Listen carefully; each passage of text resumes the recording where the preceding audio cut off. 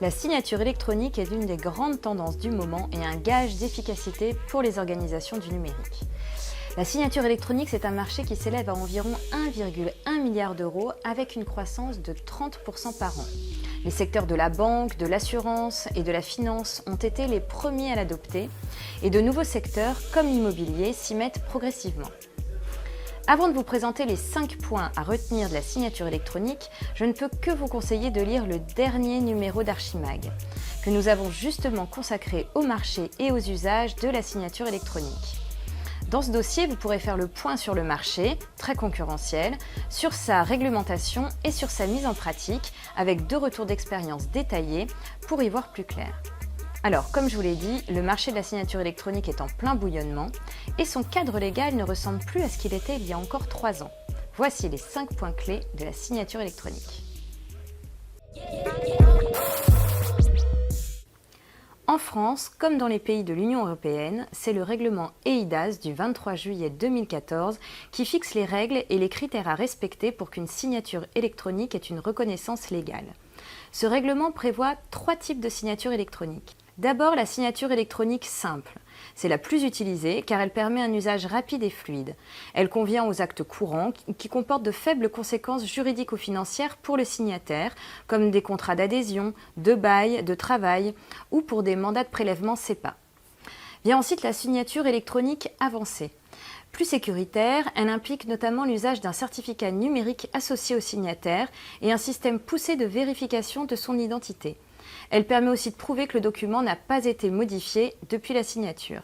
Son utilisation est conseillée pour la signature de documents juridiques ou pour des transactions financières comme des contrats de crédit, d'épargne ou des compromis de vente immobilière.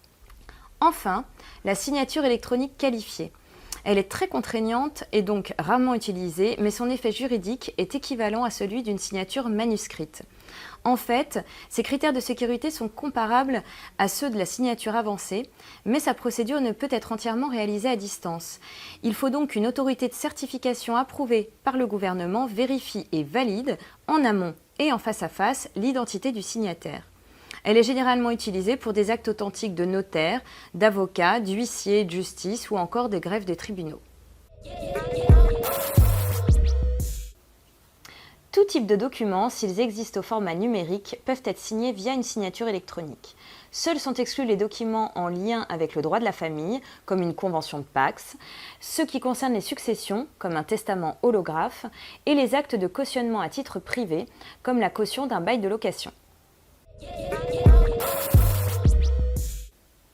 Un procédé de signature électronique doit permettre d'identifier formellement le signataire dont le document émane, de garantir l'intégrité du document, de fournir de multiples informations sur son établissement, comme un cachet électronique, l'horodatage, ou encore d'attester de sa bonne conservation.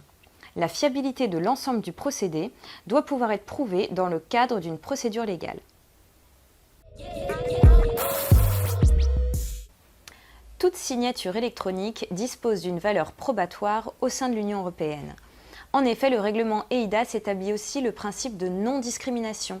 Une signature électronique ne peut donc plus être contestée comme moyen de preuve devant les tribunaux au seul motif de son format, c'est-à-dire pour la seule raison de sa forme électronique.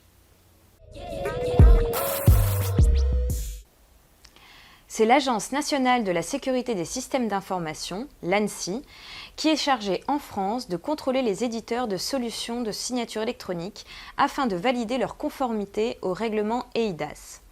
Un petit conseil, si vous souhaitez adopter la signature électronique pour votre entreprise, sachez que l'Union européenne tient une liste actualisée par pays des prestataires de confiance qualifiés sur le site webgate.ec.europa.eu. Voilà pour les 5 points à retenir de la signature électronique. Et si vous souhaitez en savoir plus, je vous conseille encore une fois de vous plonger dans le numéro 327 d'Archimag qui propose un dossier complet sur le sujet. Vous en saurez plus sur le marché de la signature électronique, sur son cadre légal, sur ses usages et sur sa mise en pratique. Bonne lecture et à bientôt.